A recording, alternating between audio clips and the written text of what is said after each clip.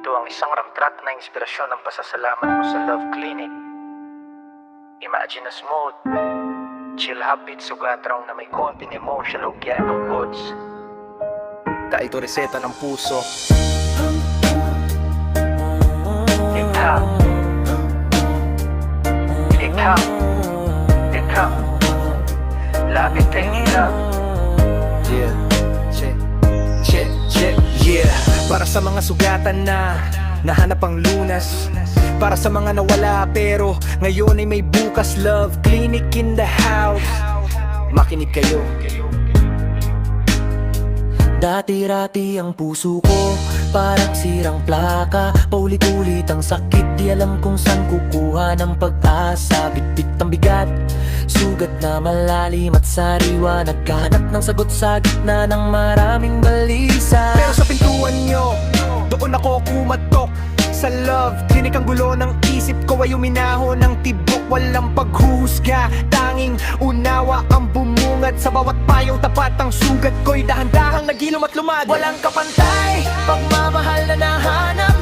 Sa Love Clinic ang pangarap ay naging ganap. Mula sa dilim, dinala niyo sa liwanag. Reseta ng pag-ibig, sa puso ko'y nagpapataka. Walang kapantay, pagmamahal na nahanap.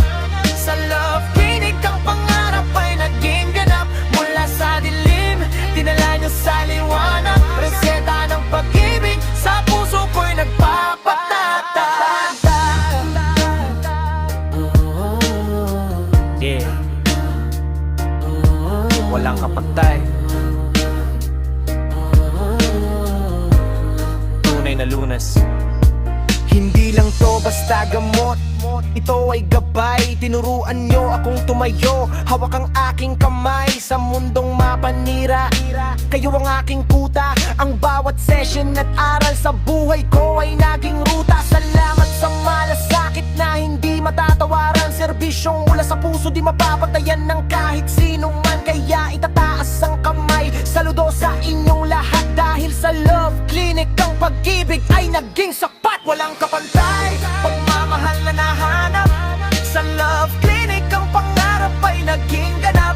Mula sa dilim, dinala niyo sa liwanag. Reseta ng pag-ibig, sa puso ko'y nagpapataka. Walang kapantay, pagmamahal na nahanap.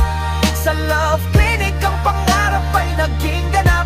Mula sa dilim, dinala niyo sa liwanag. Reseta ng pag-ibig, sa puso ko'y nagpapataka. Yeah.